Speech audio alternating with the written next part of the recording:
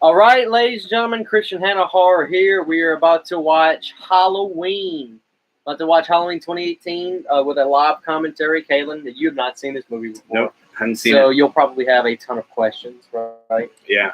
I'll wait a few minutes for some people to come in. We can start the movie together, guys. Whoever wants to watch Halloween 2018 with us can. So, like I said, we're about to start Halloween 2018. On the title screen. We're on the title screen, and we are watching the Steelbook that just came out. We got Count Von Strange in the house. We got Nathan Oswald. Guys, we're going to go live in about 15 minutes. We're going to go live with Halloween in about 15 minutes. We got our popcorn. Woo! Got our Monster Energies. So we may not wait 15 minutes. We may start pretty soon. So here we go, guys. Like I said, we're going to do Halloween 2018 with a live commentary. I've got a crap ton of stuff to say about it. I know I'm sure you guys will add stuff, and Kaylin, any kind of question you have, I'm sure I'll be able to answer it. So. I mean, I've seen the trailers, so I kind of have an idea of what's going on, but of course I know I'm going to be pleasantly surprised. Yeah. All right, so to hell with it. Let's get it started. So this is Halloween 2018. Got popcorn in hand. I'm going to crank it up a little bit. We'll talk loud because I'm sure the music will probably blare pretty good. Slasher 101, what's going on, fellas? Christian, I love the 80s you've been posting. Thank you so much. I'm glad you love it. I'm ready to rock tonight. I got my original Halloween shirt on, and it's game time. Nathan Oswald says it gets better every time I watch. Still hate Sartain, though. Well, it's interesting because, well, I don't want. We'll get it going, then I'll you'll find out why we hate Sartain. That's for sure. So, and for all the people that'll probably see this not live, which is the majority of people, like I said, this is Kaylin's first watch on this, so he's never seen Halloween 2018, and I've seen it 37 times. Oh, Count says, why didn't I get the big bucket of popcorn? Because I'm trying to slim down, so I'm trying not to eat anything past like 6 o'clock. So that's why. And I don't usually eat a whole lot of popcorn. And I'm eating it because it's delicious. But I'll drink 17,000 of these. So a Blumhouse production. So Kaylin, Blumhouse was like the driving force for this movie because the movie was going to be made a few years ago called Halloween Returns. And Michael was going to be in an insane asylum kind of like this. And he was going to escape kind of like this, but not. He was on death row in the Halloween Returns script, but that movie got scrapped.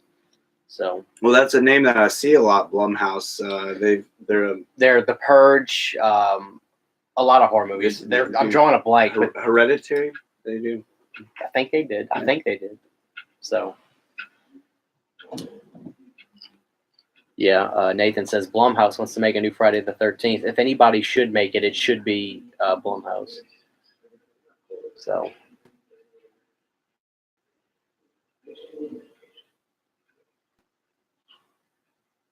We're in the sanitarium right now, guys.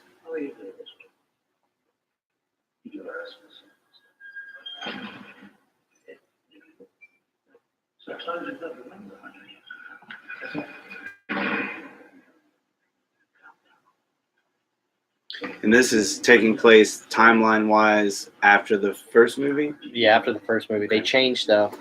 They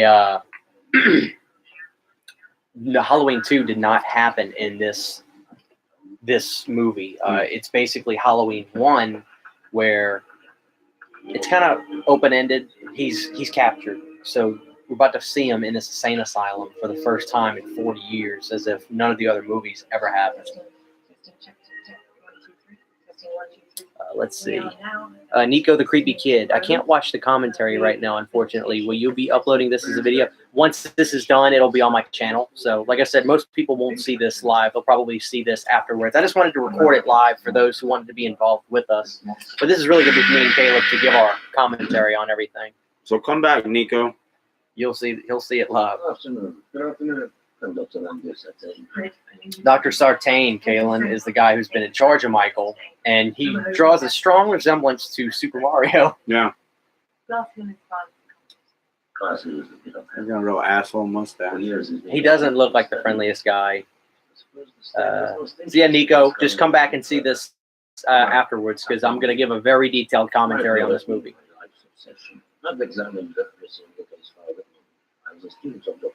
It's like they went out of their way to try to get a doctor with the same vein of persona as Loomis. He's kind of got the accent. He's got the serious nature, kind of sensual the way he thinks. He's not very matter of fact.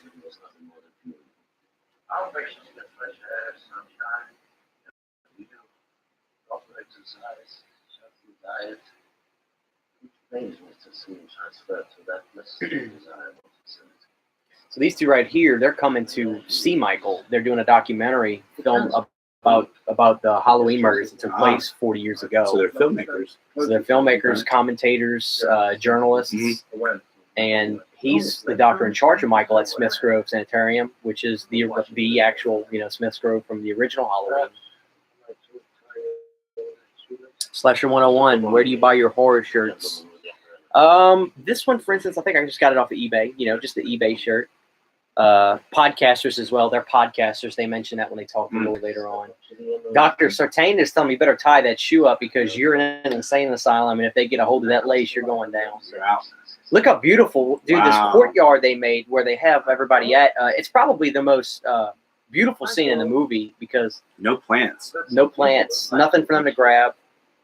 I've never seen anything like this in reality. I've never seen a sanitarium where they chain them to a cinder block by the foot. But this is actual Michael, and they're actually showing him without a mask, which was really crazy.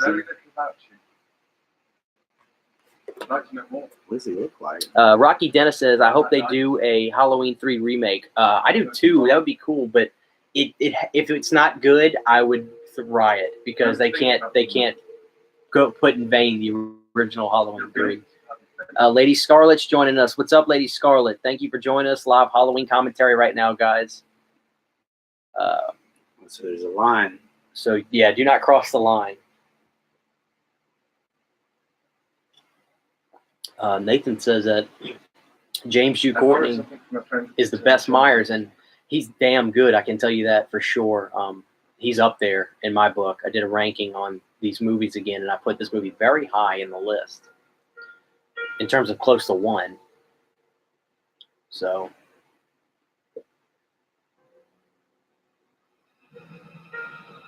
so he's showing his mask. He's trying to get a reaction out of Michael. The doctor said that Michael hasn't spoken a word in 40 years. So feel the mask. He's getting the attention of all the other crazies.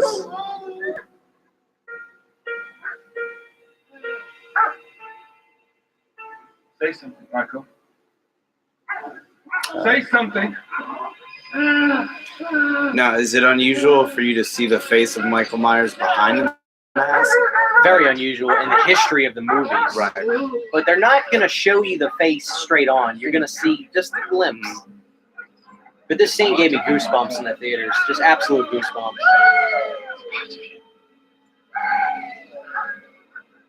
Say something. Say something, Michael.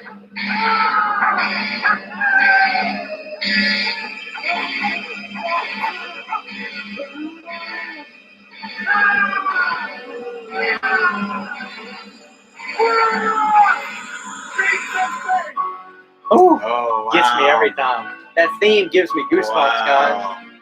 Aaron Snipes, what's up, guys? Live commentary. The credit scenes just hit. The pumpkins rising back up. Very reminiscent of the original, but the pumpkins not dying.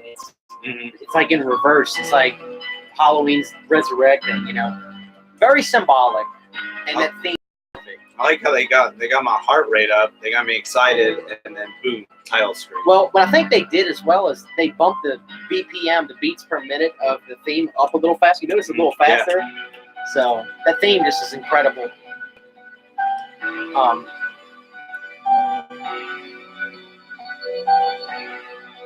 Nathan says the rotten pumpkin coming back to life is very meta, but hella creative. I love it. I really think it's really cool. Jace Navarro says, do you think they're doing a Halloween sequel this year? No. Well, they may film it this year, but it's definitely going to be coming out next year, or the year after that. They're gonna give it a year. They gotta let everything digest, let the sales from the Blu-ray come out. So Can we mention that that John Carpenter, that the score also is accompanied by Cody Carpenter, his son. Cody Carpenter's son, which is really nice to see it's kept in the family. Because Cody's probably going to carry the torch in years to come, once John, which hopefully doesn't happen for a long time, but once John's gone. Count Von Strange says he loves all the throwbacks to the original movie. Oh, absolutely, man. I mean, the credit font, it's that serif Gothic black, the words in Haddonfield, Illinois, just very reminiscent. So, Having witnessed the animal in its captive state and failed to give any sort of response, now trapped down its counterpart. Could it be that one monster? Nathan says he likes this Halloween soundtrack the most. I was showing Kaylin one of the tracks from the movie before we were in the car earlier, and it gives me goosebumps. The shape stalks Allison. It's horrifying. Fettered by their own fear and hatred of one another. Could it be that the only Is that the one that was like? I tell you, they took the violin out of the guitar. Incredible how they did that. So creative. So now we're heading to Laurie Strode's house, and she's living deep in the woods. She's recluse. She is crazy. I mean, she's haunted by what happened. Smile. They're on camera. She's very Rambo lifestyle. Yeah. Just, she sees you, but you don't see her kind of thing. Yeah. Hello. We're looking for Laurie Strode. She don't want to talk. We're making a podcast, and We're investigative journalists. if you have a moment, we've travelled a very long way. How does $3,000 sound? She takes the money. But yeah, dude, it's very creepy the way she lives. It's like almost Texas Chainsaw Massacre. It's just deep in the woods. It's odd that somebody show up in your driveway and say we're investigative journalists. no, we're shooting, we're making a podcast. Well, that's what Nathan was saying, that they're podcasters. So, John Kyle Stanton, one of my patrons, what's going on, man? Live commentary, Halloween 2018. If y'all want to join us, hop to the scene where they're going through the gates to meet Laurie right now. They're going to get an interview with Laurie Strode. They just went through the gates, and they're knocking on the door right now if you guys want to join with us. First time viewing. First time Never viewing. seen this So before. I'm trying to give Kaylin some spots to enjoy, but I want to get you guys a part of this as well. Slasher 101 says, man, I thought the lady journalist was sexy. She was foxy as hell. Yeah, Yes. she was. Yes. I like her. And the guy is a little bit I don't know, corny. He is, but I like him still, Yeah. though. He's kind of got like that, hey, I'm cool, but I'm not going to have to push to be cool kind of thing. He's just himself, So, Aaron and I don't like his name, though. Aaron. I wish he had a different name. I wish it was like Scott or something. Me and Scott. Yeah, Scott. We like to re-examine. Nathan Oswald says the Loomis voice on the tape later on is terrifying with how he describes Michael. Oh, it is. And I was surprised at how well that guy, whoever did the voice, replicated Loomis so much. It was great to see how they made Laurie have the hair she did in the original. Because in H2O, Laurie was, or Jamie Lee Curtis was probably like, I'm not growing my hair back out for this movie. I'm Laurie Strode. I know what kind of hair she would have, and she would have this short hair. But I like that she did the long. That's Laurie Strode to me. Not H2O. That's Jamie Lee Curtis. Being somebody in a movie. But this is Laurie Strode to me. It's so simple, but it makes the movie feel much more like a Halloween movie. I really feel like I'm looking at Laurie Strode now. I want to know why. You want a glimpse inside his mind. That's why your story is so important. My story. Rocky Dennis says, you guys need to be burning one. Hey, just say no, buddy. You want a candle? You got some candles? We're like Mark Zuckerberg. You heard that interview? He goes, somebody asked him, what do you do in your spare time, Mark Zuckerberg? Me and my buddies, we smoke a lot of meats. That's what he said. He trolled everybody. Lady Scarlet said she couldn't find the steelbook that thing so fast. We were very fortunate to get the last one, at our Best Buy. All I can say is check again. I'm sure they'll get another shipment if they sold that well. They're going to be back. They have to be back. So check again. You'll be able to get your hands on this steelbook. So here's the inside if you want to see it. I don't know if you saw my video. So really cool stuff. This is a 4K steelbook, but it comes with the regular Blu-ray, which is what we're watching right now. We're not watching the 4K. We're just watching the regular Blu-ray. You met Michael. Yeah, Lady Scarlet, keep checking. And John said he got his on eBay. Well, good. I'm glad you got it. I know you're a big Halloween fan, John. You won't talk to him. Never has. I think he might speak to you. Why don't we sit down together? So they want to get Lori to go to the hospital to talk to Michael, and she doesn't. She's like, you have no idea what the hell I went through, kind of thing. She's not taking it very well.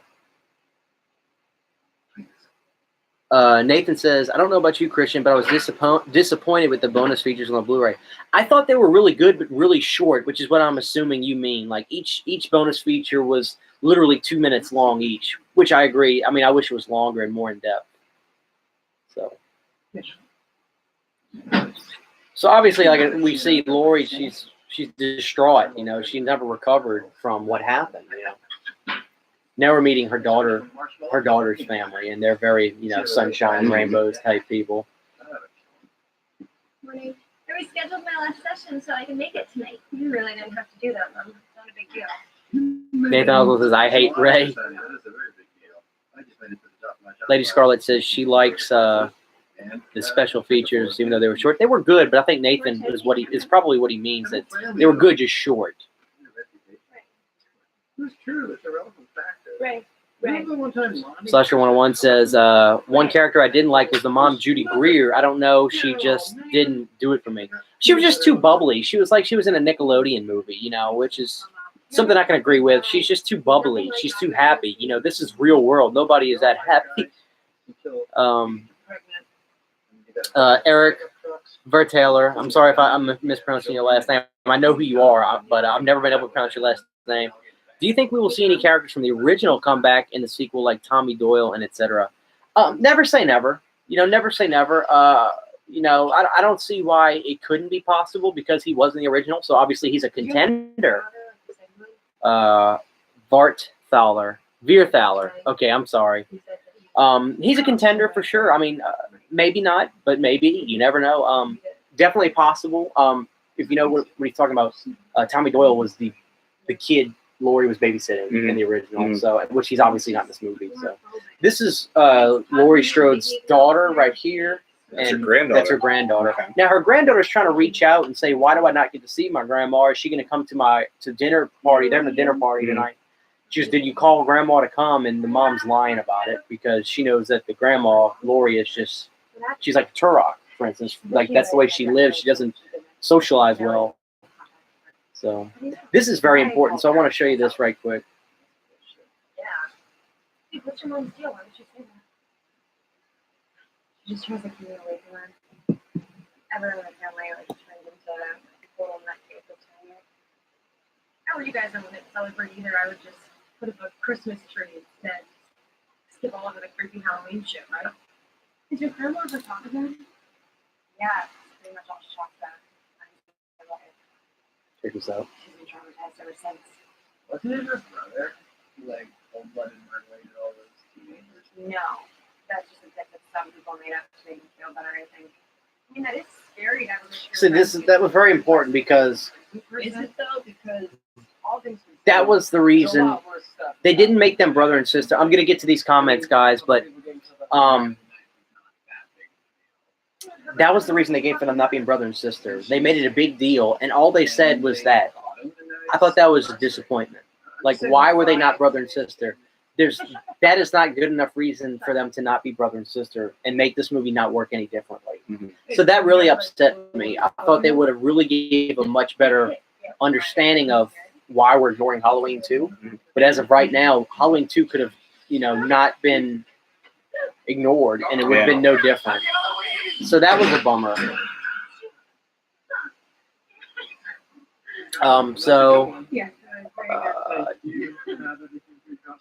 Okay, Eric, I'm sorry. I'm not good with pronouncing stuff. But I'm obviously I know Eric, so John Constantine. I think Judy Greer's husband was miscasted. Well, like I said, it was like a Nickelodeon family. You know, they were like something from iCarly. They were just a little too bubbly. And he was like putting cheese on mouse traps. And he was joking about it. Like Yeah. any other real dad would have been like, "I'm sick of this GD." Yeah. You know, And instead he- of yeah. He's just, but I think they wanted to really give you a split between, you know, Laurie Strode and her daughter, who is going the opposite way of her mom, trying to be happy. The world is good. We're happy. And Laurie is like, no, this world is bad. You're going to be killed. You're going to get murdered for no reason. Be prepared for it. So Eric says, do you think Laurie will die in the sequel? Do I think Laurie will die in the sequel? Obviously, you know Laurie now it's spoiled too, but Laurie does not die. in the Oh my sequel. God. But Shut it I have off. I have a feeling you could probably figure that out. What's cool about the scene is it's very reminiscent of the original. Yes, I think Laurie will die in the sequel. I think she will. If she doesn't die, if she dies, she's dying with Michael. I think because I think they'll make one more and leave it be. But if not, if there's another one after that, great. But I think when Laurie dies, Michael will die with her. So. Aaron Snipes asks, Christian, would you ever have shirts made? If you guys want them, I'll make them. I don't know who would ever buy a shirt with my name on it, but I don't know.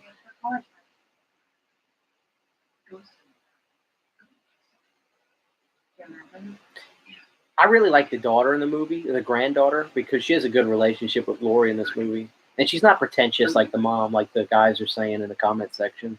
Why